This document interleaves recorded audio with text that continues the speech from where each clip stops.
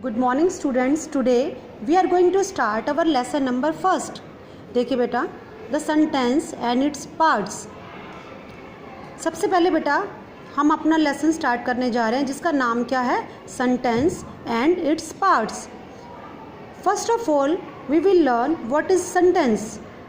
Sentence क्या होता है बेटा, सबसे पहले हम इस चीज़ को समझेंगे।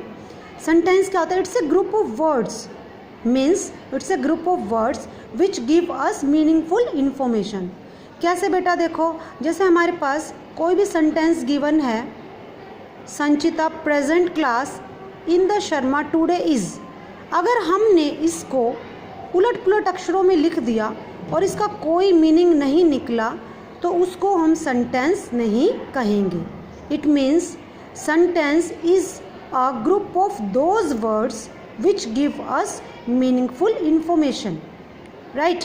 अब मैंने कहा बेटा आई एम ए टीचर। अगर मैं इस सेंटेंस को ऐसे लिखती हूँ, ए एम अ टीचर आई, तो इसका कोई मीनिंग निकला है? नहीं, तो इसको हम सेंटेंस भी नहीं कहेंगे, राइट। अब बेटा आपकी बुक में ये सेंटेंसेस गिवन है, तो इससे आपको ये पता चलेगा कि सेंटेंस कौन कौन से होते हैं और कौन कौन से जो हमने ग्रुप ऑफ वर्ड्स है गिवन है वो सेंटेंस नहीं है। ये आपने जस्ट इसकी एक बार रीडिंग लेनी है।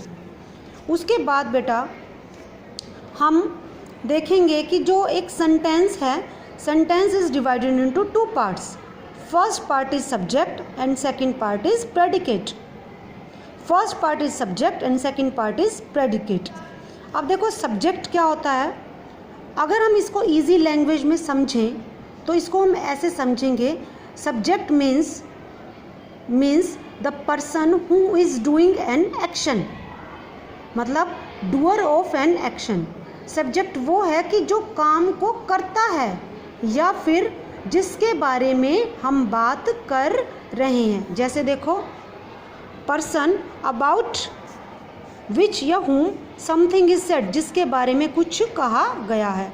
तो अब हमने बेटा दो बात सीखी कि जो सब्जेक्ट है वो क्या होता है, एक तो जो काम को कर रहा है या फिर जिसके बारे में कोई भी बात चल रही है। जैसे देखो मैंने बोला कि mister Mohan is playing games, तो काम कौन कर रहा है? Mister Mohan, right. तो वो क्या हो गया? सब्जेक्ट। अगर मैंने कहा mister Mohan is a good teacher, ठीक है, तो यहाँ पर अब वो काम तो कोई नहीं कर रहे लेकिन बात उनके बारे में ही चल रही है ना, तो भी हम उसको हम क्या कहेंगे?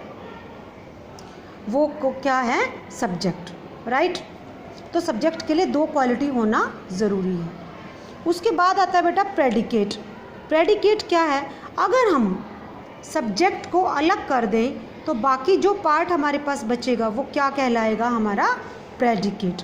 या फिर देखो, a group of words, a word और a group of words which tell something about the subject, जो हमें सब्जेक्ट के बारे में बताते हैं उसको हम क्या कहेंगे? Predicate, right. उसके बाद है बेटा आपकी बुक में देखो ये कुछ एग्जाम्पल्स हैं सब्जेक्ट और प्रेडिकेट के, ये आपको रीड करने हैं, ठीक है, राइट। ये सिर्फ आपको देखने हैं। उसके बाद बेटा आज मैंने आपको कराया था, देखो रीअरेंज दिया हुआ है, ये आपको एक बार जस्ट करके देखने हैं खुद से, फिर मैं आपको इसके आंसर भेजूँगी, ठीक है। उसके बाद है बेटा आपकी बुक में एक्सरसाइज है जो हमने दिया है आपको, सब्जेक्ट जो मैंने आपको कराया उसमें से आपको बताना है कि सब्जेक्ट कौन कौन से हैं। यहाँ से आपको सब्जेक्ट छांटने हैं, ठीक है, अंडरलाइन करने हैं उसको। इसी तरह से आपको यहाँ पर से प्रेडिकेट फाइंड आउट करने हैं। ये आप बेटा एक बार खुद से करके देखेंगे, क्योंकि अगर आप करके देखेंगे तभी आपको ये पता चलेगा कि हमने कंसेप्ट कौन सा सीखा है। यहाँ बेटा उसके बाद देखो डी पार्ट में आपके पास कुछ ब्रैकेट में वर्ड्स दिए गए हैं।